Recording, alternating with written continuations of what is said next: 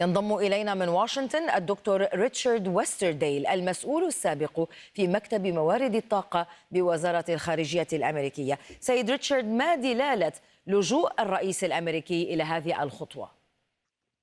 Assalamu alaikum, and thank you for having me on your show tonight. I think this is an indication that the U.S. must go it alone in terms of meeting its domestic energy needs. The Ukraine situation on top of the COVID pandemic has created a real challenge for both U.S. producers and consumers. What I took away from President Biden's announcement today was really threefold. First, he called on U.S. producers to increase domestic production. It was one that also contained an ultimatum for industry. Either use the leases and the permits you have, or you will be charged and potentially lose those leases. He also was very strong in his messaging against price gouging on the part of industry here domestically in the U.S. The second point is that by creating a 180 million barrel release from the Strategic Petroleum Reserve, he actually did create a 6-month bridge. It is felt by many in industry and many analysts that is important because it will take a period of time to ramp up domestic production here in the U.S.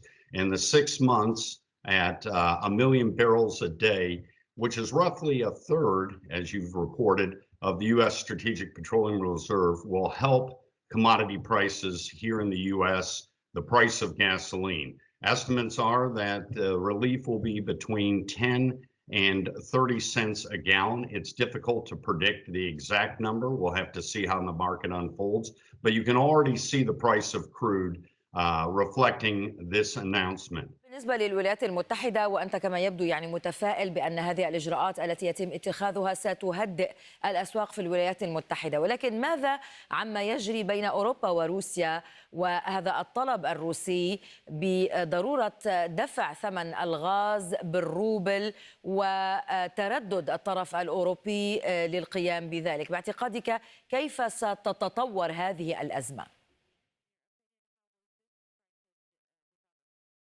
That's an excellent question. And, what we see is globally, the energy markets are a great example of the interconnected nature of the energy sector. And what I mean by that, what happens in one part of the world affects other parts of the world. As you've seen, the Russian aggression in Ukraine and the resulting sanctions have had a tremendous impact on the global oil markets.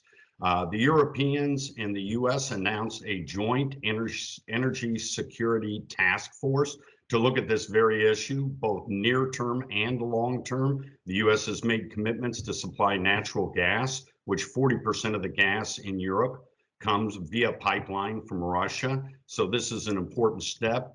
But more importantly, both the Europeans and here in the U.S., they're looking at longer term, the energy transition and pivoting away from fossil fuels toward more sustainable, if you will, carbon-friendly sources of energy. The Europeans see this as an opportunity to do just that. And that was, in fact, the third point that President Biden made today.